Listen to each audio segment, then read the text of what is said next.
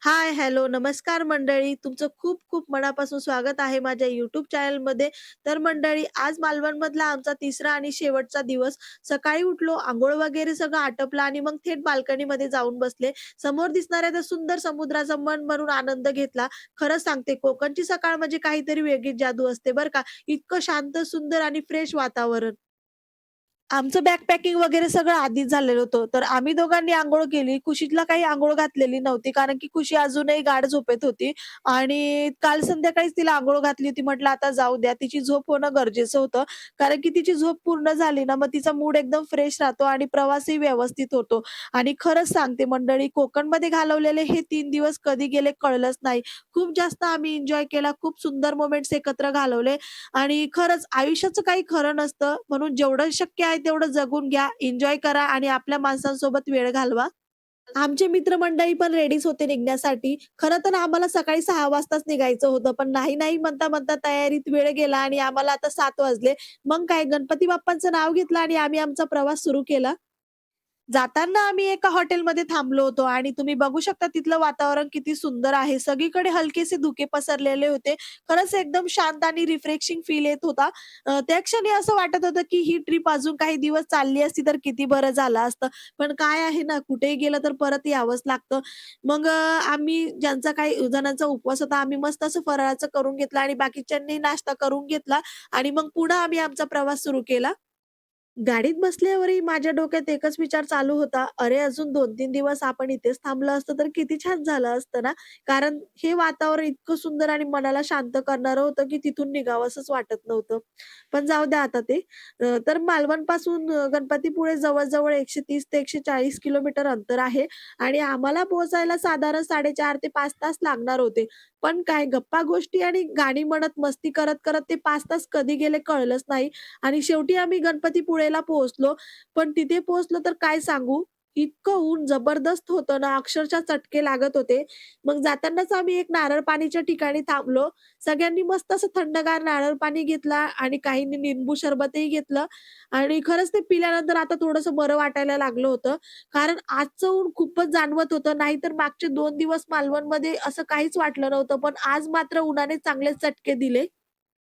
तर झालं असं होतं, की मंदिराच्या समोरचा जो मेन रस्ता आहे ना, तिथं रस्त्याचं काम चालू होतं म्हणून आम्हाला मंदिराच्या थोडं दूर बॅक साइडला सोडलं होतं. आता तिथून आम्हाला समुद्राच्या किनाऱ्याहून चालत मंदिराकडे जायचं होतं. वरतून उन्हाच्या झळा एवढ्या लागत होत्या ना, तर असं वाटत होतं, की आत्ताच थकून गेलोय मंदिरात जाण्याच्या आधी. पण बाप्पाचं दर्शन घ्यायचं म्हटल्यावर थोडीशी परीक्षा तर द्यावीच लागेल ना.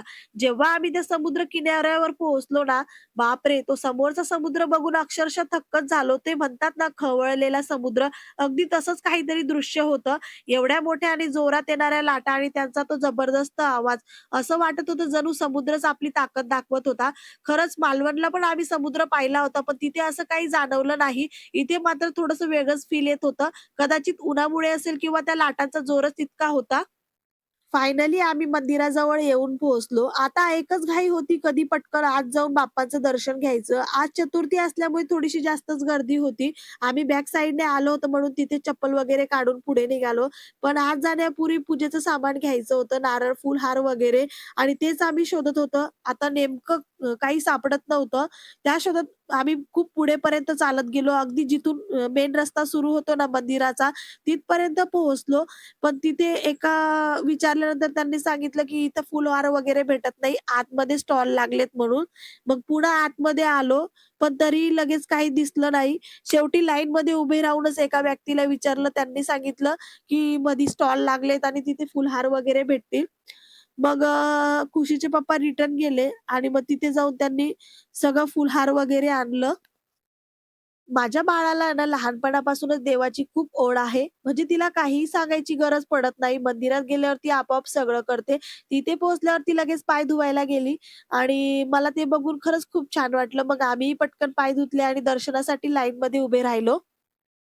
तर ही माझी दुसरी वेळ आहे गणपतीपुळेला येण्याची. पहिल्यांदा मी इथं आली होती तेव्हा मी 10वी ला होते. आमची शाळेची ट्रिप आली होती इथे गणपतीपुळेला आणि आता दुसऱ्यांदा मी इथे आले आहे, पण यावेळी माझ्या नवऱ्यासोबत आणि माझ्या मुलीसोबत.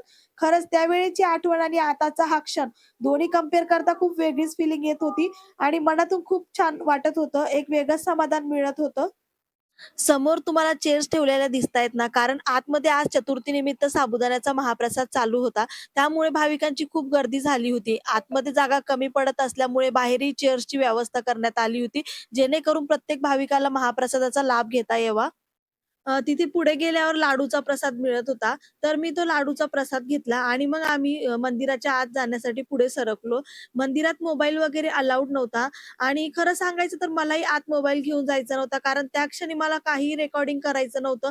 फक्त मनापासून बाप्पांचं दर्शन घ्यायचं होतं. म्हणून मोबाईल बाहेरच ठेवून दिला आणि खरंच खूपच सुंदर आणि मनाला समाधान देणारं असं दर्शन झालं. मन भरून बाप्पांना पाहिलं. असं म्हणतात ना, इथे केलेला नवस कधीही वाया जात नाही. माझा असं काही नवस नव्हता, पण मला पूर्ण विश्वास आहे, की आपण मनापासून काही इच्छा बाप्पांकडे मागितली, तर ती बाप्पा नक्की पूर्ण करतात.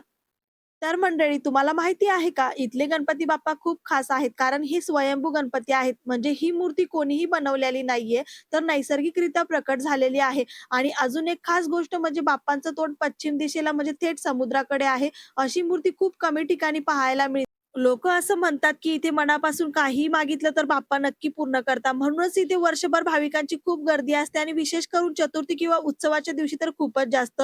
जर तुम्ही कधी कोकणात आलात तर या ठिकाणी नक्की या. इथे फक्त दर्शन नाही तर एक वेगळीच पॉझिटिव्ह एनर्जी मिळते. मंदिराच्या बाहेर पडताना लगेच एक छोटंसं शॉप आहे, जिथे कोकम सरबत, वेगवेगळे मसाले, चटण्या आणि फळांच्या फ्लेवरचे चॉकलेट असं खूप काही मिळतं. मग म्हटलं हा शेवटचा स्पॉट आहे, तर घरच्यांसाठी काहीतरी घेऊन जाऊया. मी तिथून खास कोकणातलं स्पेशल कोकम सरबत घेतला आणि सोबत काही चॉकलेट, चटण्या, मसाले वगैरे घेतले आणि मग आम्ही तिथून निघालो. तर मंडळी, आता आम्ही पुढे निघालो आहोत प्राचीन कोकण पाहायला. म्हणून माझा पुढचा व्हिडिओ बघायला अजिबात विसरू नका. व्हिडिओ आवडला असेल तर लाईक करा, शेअर करा आणि चॅनलला सबस्क्राईब करायला विसरू नका. तर भेटूया पुढच्या व्हिडिओमध्ये. बाय.